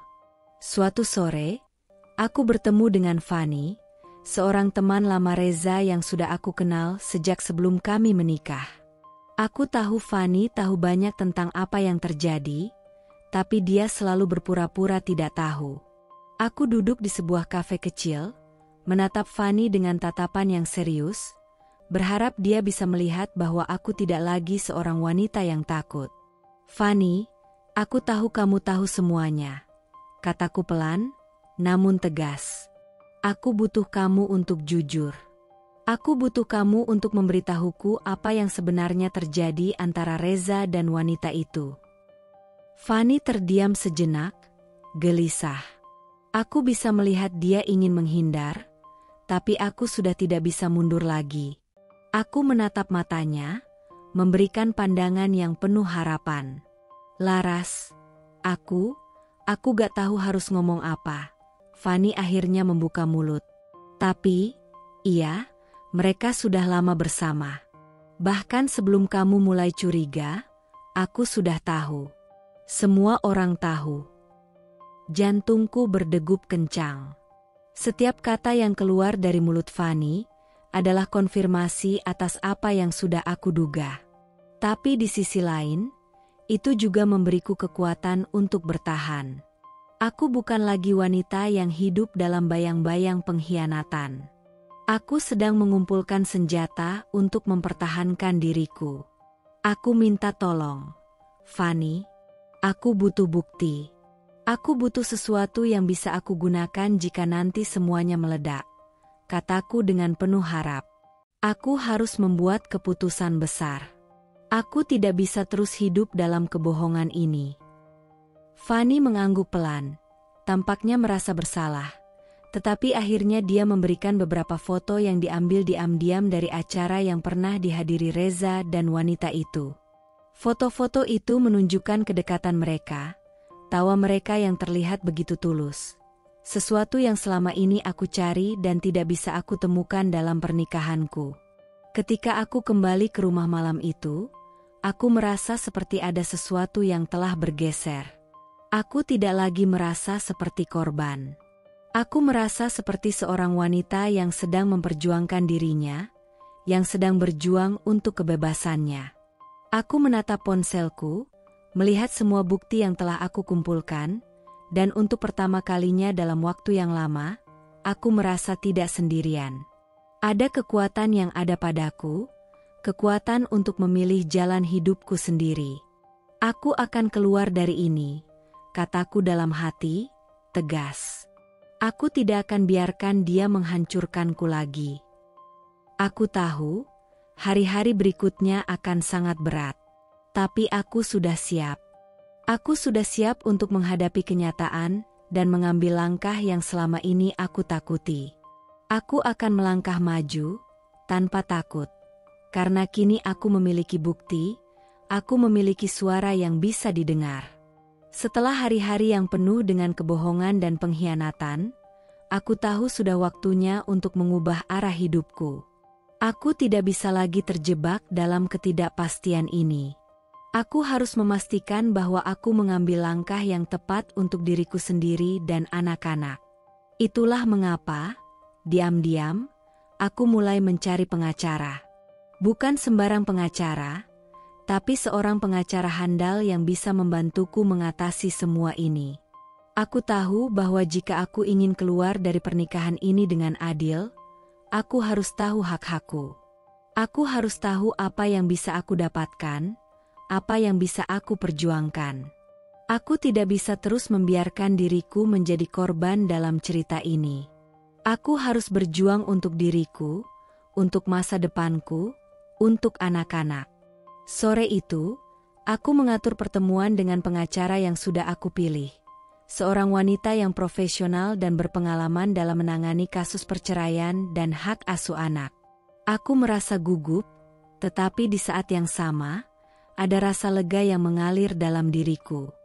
Untuk pertama kalinya dalam waktu yang lama, aku merasa seperti ada seseorang yang benar-benar memperhatikanku. Seseorang yang akan membantuku memperjuangkan hakku. Di ruang kantor pengacara, suasana terasa sangat berbeda. Tidak ada lagi suara-suara penghakiman, tidak ada lagi tatapan sinis atau cemoohan. Hanya ada dua wanita yang saling berhadapan, satu yang merasa telah terluka, dan satu lagi yang siap membantunya bangkit. Apa yang bisa saya bantu, Ibu Laras? Tanya pengacara itu, matanya menatapku dengan penuh perhatian. Ceritakan apa yang terjadi. Aku menghela napas panjang, berusaha menenangkan diri. Aku mulai menceritakan semuanya, dari awal hingga saat ini, tanpa menyembunyikan apapun. Aku menceritakan tentang perselingkuhan Reza, tentang sikapnya yang semakin kasar, tentang bagaimana aku diperlakukan seolah-olah aku tidak lebih dari seorang pembantu. Aku menceritakan tentang mimpi yang menuntunku untuk akhirnya membuat keputusan ini, dan bagaimana aku sudah mengumpulkan bukti yang cukup untuk melawan semua kebohongan itu. Saya sudah mengumpulkan bukti-bukti tentang perselingkuhannya, kataku dengan suara mantap, meski hatiku masih berdebar. Pesan-pesan, foto, bahkan pengakuan dari beberapa teman-temannya. Pengacara itu mengangguk pelan, mendengarkan dengan seksama, dan kemudian membuka sebuah map berisi dokumen yang ada di meja. Dia mulai menjelaskan dengan tenang, namun dengan nada yang sangat serius. Bukti-bukti yang Anda miliki sangat penting, Laras, kata pengacara itu. Dengan bukti ini, Anda bisa memperjuangkan hak-hak Anda, baik itu soal harta gonogini maupun hak asuh anak. Jangan khawatir, Anda tidak sendiri dalam hal ini. Aku merasa sebuah beban yang selama ini menghimpit dadaku mulai sedikit berkurang. Aku tahu bahwa setiap langkah yang kuambil sekarang akan sangat menentukan masa depanku dan masa depan anak-anak. Aku tidak akan menyerah begitu saja. Aku berhak mendapatkan kebahagiaan, aku berhak mendapatkan kehidupan yang lebih baik. Dan aku tidak akan membiarkan Reza atau siapapun merampas itu dariku. Jadi, apa langkah pertama yang harus saya lakukan? Tanyaku, suara yang keluar dari mulutku terdengar lebih tegas daripada yang aku kira. Saya tidak akan pergi tanpa perlawanan. Saya ingin memastikan anak-anak tetap bersamaku. Pengacara itu tersenyum tipis, menghargai keteguhan hatiku. Langkah pertama adalah mengajukan gugatan cerai. Kami akan susun surat gugatan berdasarkan bukti yang Anda miliki, kata pengacara itu dengan tegas. Namun, perlu diingat, ini bukan proses yang mudah.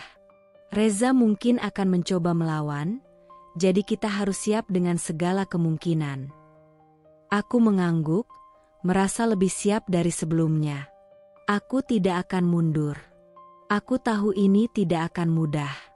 Tapi, setiap detik yang aku habiskan bersama Reza hanya menyiksa diriku. Aku tidak akan membiarkan diriku terus terjebak dalam hubungan yang penuh kebohongan ini.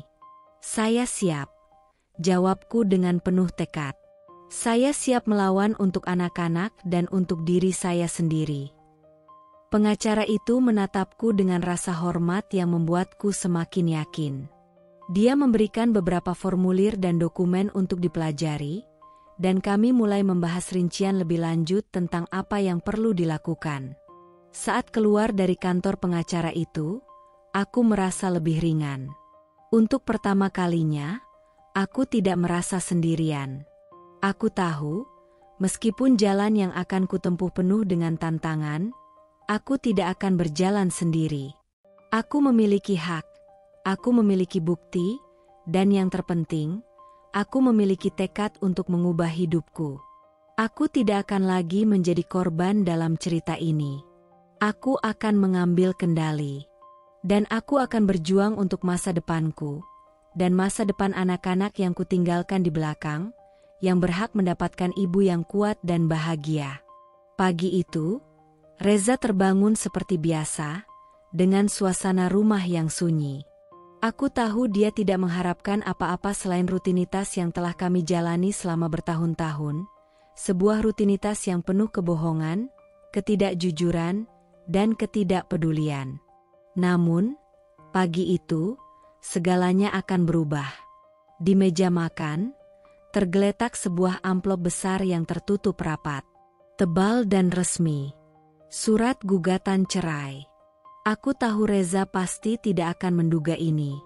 Aku ingin dia terkejut, Ingin dia merasakan apa yang selama ini aku rasakan. Rasa tidak adil, rasa dikhianati, dan akhirnya, rasa penantian yang tak kunjung berakhir. Reza turun dari kamar tidur, menggosok matanya yang masih setengah terpejam, belum sepenuhnya sadar akan perubahan besar yang akan terjadi. Dia duduk di meja makan, menyambar secangkir kopi, dan hanya melirik ke meja tanpa mempedulikan surat yang tergeletak begitu saja di sana. Tiba-tiba matanya terhenti. Dia menatap amplop itu dengan tatapan kosong, seolah ragu apakah ini benar-benar untuknya. Ada sedikit getaran di wajahnya, tapi dia mencoba tetap tenang. Meski dalam hatinya aku tahu dia mulai curiga. Akhirnya, dengan gerakan lambat, dia meraih surat itu dan membukanya.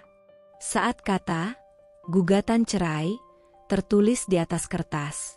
Aku melihat ekspresi wajahnya berubah seketika. Matanya yang biasanya keras, kini tampak melunak. Dia terdiam beberapa detik, lalu mengulanginya pelan, seolah tak percaya. Gugatan cerai. Suaranya terdengar terputus, penuh kekhawatiran. Laras, ini benar-benar? Kamu serius, kan? Aku duduk di ujung meja, tidak mengalihkan pandanganku darinya, meskipun hatiku berdegup kencang. Aku tahu dia akan bereaksi seperti ini. Aku tahu dia akan terkejut, bahkan mungkin panik. Tapi aku tidak bisa berhenti, tidak bisa menunggu lagi. Ini adalah langkah yang sudah lama aku nantikan. Ya, Reza. Ini serius, jawabku pelan, namun jelas. Aku tidak bisa terus hidup seperti ini. Aku sudah cukup menderita, dan anak-anak juga. Aku tidak bisa terus bertahan dalam pernikahan yang hancur ini. Aku sudah membuat keputusan. Wajah Reza mulai memerah. Tangannya yang memegang surat itu mulai gemetar, dan aku bisa melihat ada kegelisahan yang sangat jelas di matanya. Dia berdiri, berbalik, dan mulai berjalan mondar-mandir di ruang tamu. Seolah-olah mencari sesuatu, mencari alasan untuk meyakinkan dirinya sendiri bahwa semua ini tidak nyata. Laras, kita masih bisa memperbaikinya, katanya, mencoba berbicara dengan nada yang lebih rendah, namun aku bisa mendengar ada ketakutan di sana. Aku bisa berubah. Kamu tahu itu kan? Kita bisa coba lagi. Aku menatapnya tanpa emosi, seolah-olah ada tembok yang memisahkan kami. Aku sudah mendengar kata-kata itu terlalu sering. Aku sudah cukup dengan janji-janji kosong, dengan kata-kata yang hanya untuk menenangkan diriku sementara, tetapi tidak pernah ada tindakan nyata. Aku tidak lagi tertipu. Tidak, Reza, kataku dengan suara yang lebih tegas. Ini sudah cukup. Kamu sudah terlalu banyak menghancurkan aku, menghancurkan keluarga ini. Semua pengkhianatanmu, perkataanmu, perlakuanmu yang kasar. Aku sudah cukup. Reza terdiam. Sekejap. Kemudian dia mulai bergerak lagi, kali ini dengan gelisah, mencari cara untuk membalikkan keadaan. Aku bisa melihat kecemasan yang membanjiri dirinya. Dia tahu, dia merasa kehilangan kendali, dan itu adalah hal yang paling menakutkan baginya. Kamu nggak ngerti, Laras? Teriaknya tiba-tiba, suaranya penuh frustrasi. Kamu nggak tahu bagaimana rasanya kalau sudah begini. Kamu nggak tahu betapa susahnya kalau harus hidup tanpa aku. Anak-anak butuh aku, kamu tahu itu kan? Dia mulai mendekat, wajahnya merah padam. Aku bisa melihat ada kekosongan dalam tatapannya, sebuah kepanikan yang semakin nyata. Aku nggak peduli lagi dengan semua itu, Reza, jawabku dengan suara yang lebih keras, tidak terpengaruh oleh amarahnya. Aku peduli dengan diriku sendiri, dan anak-anak yang sudah cukup melihat semua kebohongan ini. Aku akan pergi, dan aku akan bawa mereka bersamaku. Reza menatapku dengan tatapan penuh ketidakpercayaan, seolah tidak bisa menerima kenyataan ini. Dia terdiam beberapa detik, matanya berkeliling mencari jawaban yang tidak ada. Jadi ini akhir dari segalanya? Kita benar-benar akan berpisah begitu saja? Suaranya semakin pelan, namun penuh dengan rasa sakit. Kamu akan biarkan semua ini berakhir hanya karena satu kesalahan? Satu perselingkuhan? Aku sudah minta maaf. Laras, kamu tahu itu. Aku menatapnya dengan tatapan yang tidak tergerak sedikit pun. Aku tahu dia mencoba memanipulasi perasaanku, seperti yang selalu dia lakukan, tetapi aku sudah terlalu jauh untuk kembali. Aku tidak bisa lagi percaya pada kata-katanya. Tidak, Reza, kataku dengan mantap. Ini bukan tentang satu kesalahan. Ini tentang seluruh hidup kita yang sudah penuh dengan kebohongan. Kamu tidak pernah benar-benar menghargai aku. Kamu tidak pernah benar-benar melihat aku. Aku sudah lelah. Aku bisa melihat Reza mulai menyerah. Dia tahu, semua yang dia lakukan sudah terlalu banyak untuk bisa diperbaiki. Dan aku tahu, dia mulai menyadari bahwa pernikahan ini memang sudah selesai. Aku tidak akan pergi tanpa perlawanan. Laras, katanya, suaranya hampir seperti desahan. Aku akan berjuang untuk kamu. Aku tidak akan biarkan kamu pergi begitu saja. Aku menatapnya untuk terakhir kalinya dengan penuh tekad. Ini bukan tentang perjuangan lagi, Reza. Ini tentang aku yang memilih untuk berhenti bertahan. Saat itu, aku tahu, keputusan ini sudah diambil, dan tidak ada yang bisa menghentikannya. Langkah besar ini bukan hanya tentang mengakhiri pernikahan kami, tetapi juga tentang membebaskan diriku dan anak-anak dari semua penderitaan yang telah berlangsung terlalu lama.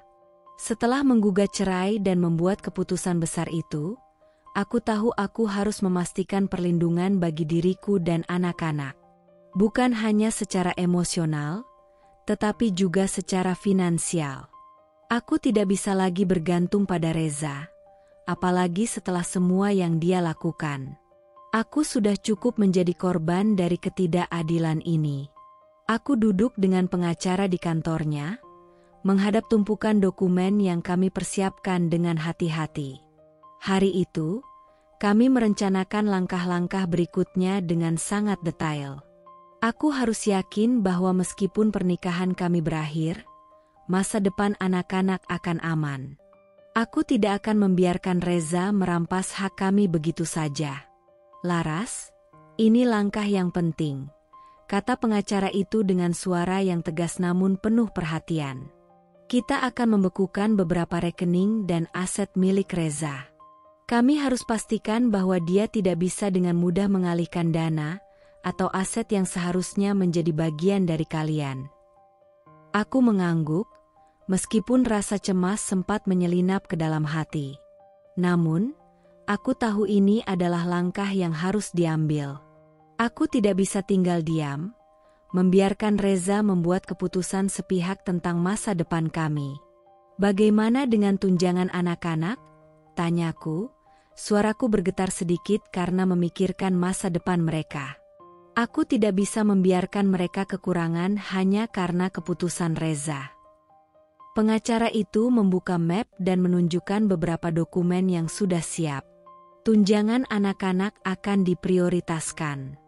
Kita akan ajukan permintaan untuk tunjangan yang sesuai dengan kemampuan Reza. Dan saya juga akan memastikan bahwa ada jaminan bulanan yang akan diterima anak-anak. Hatiku sedikit tenang mendengar itu, meskipun masih ada rasa takut yang tak bisa kuhilangkan. Reza mungkin tidak akan mudah melepaskan semua itu begitu saja.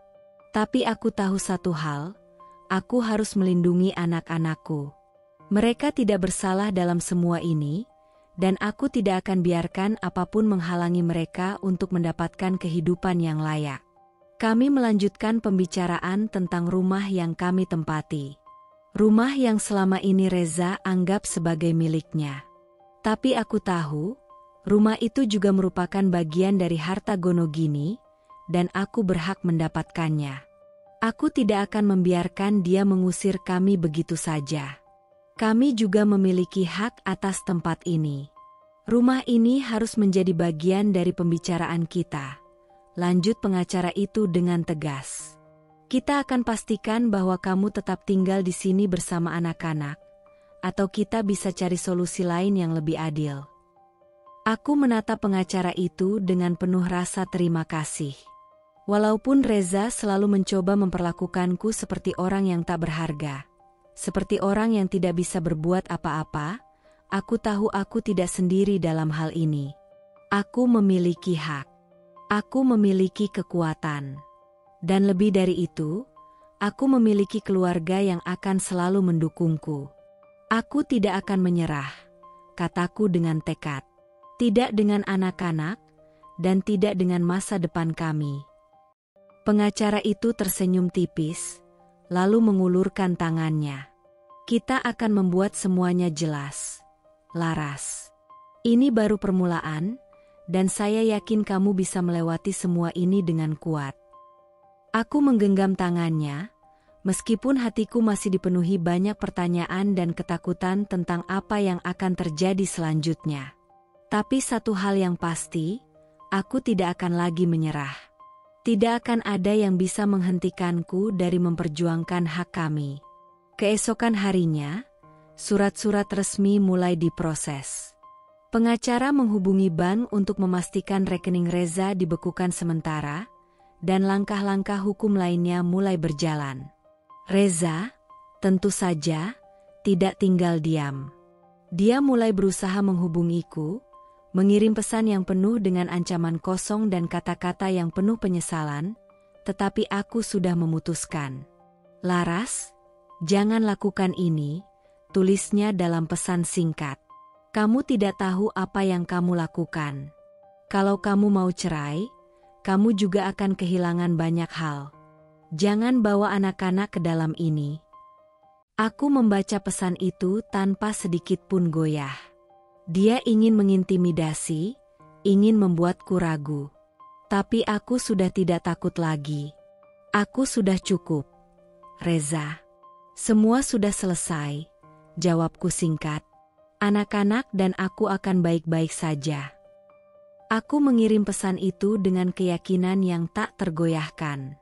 Karena, untuk pertama kalinya, aku merasa benar-benar bebas. Aku bisa menatap masa depan dengan harapan, bukan ketakutan. Aku tahu, apapun yang terjadi, aku akan berjuang untuk anak-anak dan diriku sendiri. Setelah perceraian, Reza tampaknya menemukan apa yang dia anggap sebagai kebahagiaan baru. Dia menikahi wanita yang selama ini menjadi selingkuhannya, wanita yang dulu menjadi bayang-bayang di balik ketidaksetiaan dan pengkhianatannya. Tapi kenyataannya jauh dari apa yang dia bayangkan. Wanita itu tidak mencintainya. Dia hanya mengincar hartanya. Reza, yang dulu begitu percaya diri dengan segala kemewahan dan statusnya, tiba-tiba terpuruk. Semua yang dia banggakan, aset, bisnis, kekayaan, tergerus habis. Wanita itu, yang telah berhasil memperdayanya, meninggalkannya begitu saja, membawa semua yang dia miliki. Reza kini hanya bisa termenung, meratapi kejatuhannya yang tak terelakkan. Karma datang begitu cepat, mengingatkan bahwa segala perbuatan buruk pasti akan ada balasannya. Sementara itu, anak-anak tetap bersamaku. Mereka tidak mau bertemu dengan Reza. Rasa sakit yang mereka rasakan terlalu dalam untuk bisa disembuhkan begitu saja. Mereka, yang dulu melihat ayah mereka sebagai pahlawan, kini hanya merasa kecewa dan terluka. Namun, mereka tahu satu hal yang tak pernah berubah. Aku adalah ibu mereka, dan aku akan selalu membela mereka, apapun yang terjadi. Aku, yang dulunya sering dihina sebagai cuma ibu rumah tangga, kini bangkit. Aku tidak lagi takut untuk menunjukkan siapa diriku. Aku membuka bisnis kecil yang dulu hanya menjadi impian, dan kini bisnis itu berkembang pesat, jauh melampaui ekspektasiku sendiri. Aku mulai mempercantik diri, merawat tubuhku, dan yang terpenting, aku kembali menemukan harga diri yang selama ini hilang. Aku belajar untuk mencintai diriku sendiri, tanpa bergantung pada siapapun. Beberapa bulan setelah perceraian, aku diundang dalam reuni kecil yang dihadiri oleh teman-teman Reza. Mereka terkejut melihat perubahan besar dalam diriku. Mereka tidak percaya dengan apa yang mereka lihat. Seorang wanita yang dulu tampak rapuh, kini berdiri tegak dengan kepercayaan diri yang kuat. Mereka bertanya-tanya, bagaimana bisa aku yang dulu hanya seorang ibu rumah tangga biasa, kini begitu sukses dan mandiri. Sementara itu, Reza, dia tampak lusuh, dengan penampilan yang jauh dari dulu. Bajunya yang kusut, wajahnya yang penuh penyesalan, dan matanya yang kosong, menunjukkan betapa dalamnya penyesalan yang ia rasakan. Dia sendirian, tanpa teman, tanpa orang yang benar-benar peduli. Aku bisa melihatnya dari kejauhan, berdiri di sudut, menatapku dengan tatapan penuh penyesalan. Namun, aku hanya diam. Aku tidak merasa kasihan padanya. Karena aku tahu, dia yang memilih jalan ini. Suatu hari, beberapa tahun setelah perceraian, aku menerima pesan darinya. Pesan singkat yang hanya bertuliskan satu kalimat. Kalau saja waktu itu kamu mau bertahan. Aku melihat pesan itu dengan tenang, tanpa ada getaran sedikit pun di hatiku. Aku membaca kalimat itu sekali lagi, lalu meletakkan ponselku. Aku tidak merasa perlu untuk membalasnya. Karena aku tahu satu hal yang pasti. Sekali aku pergi, tidak akan pernah kembali. Aku tidak membutuhkan dia lagi. Aku sudah menemukan kebahagiaanku sendiri, bersama anak-anak, dan hidup yang jauh lebih baik tanpa adanya kehadiran seorang Reza yang dulu aku cintai. Dan karma sudah menghampirinya dengan cara yang tak pernah ia bayangkan. Aku berdiri tegak, menyadari bahwa aku akhirnya bebas. Bebas dari segala kebohongan dan penghinaan. Bebas untuk menjadi diriku sendiri, untuk mengejar mimpi-mimpiku yang selama ini terkubur. Dan aku tahu, inilah awal dari hidup yang baru, penuh harapan dan kekuatan. Kesimpulan dari cerita ini yaitu, dalam keangkuhannya, Reza mengira aku terlalu lemah untuk meninggalkannya. Ia pikir penghinaan, perselingkuhan, dan perlakuan buruknya akan terus kuterima demi mempertahankan rumah tangga. Tapi ia lupa, harga diriku jauh lebih berharga daripada mempertahankan laki-laki yang sudah berulang kali menginjak-injakku. Saat aku akhirnya berani pergi, Reza baru menyadari bahwa dirinya bukanlah pusat duniaku. Ia kelabakan, kehilangan segalanya, keluarga, kehormatan, harta, bahkan anak-anaknya. Sementara aku, yang dulu dianggap tak berdaya, justru bangkit menjadi sosok yang lebih kuat, lebih cantik, lebih bahagia.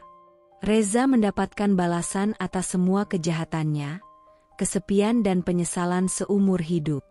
Pada akhirnya, aku membuktikan satu hal. Lebih baik sendiri dengan harga diri, daripada bertahan dengan pria yang tidak tahu arti kesetiaan.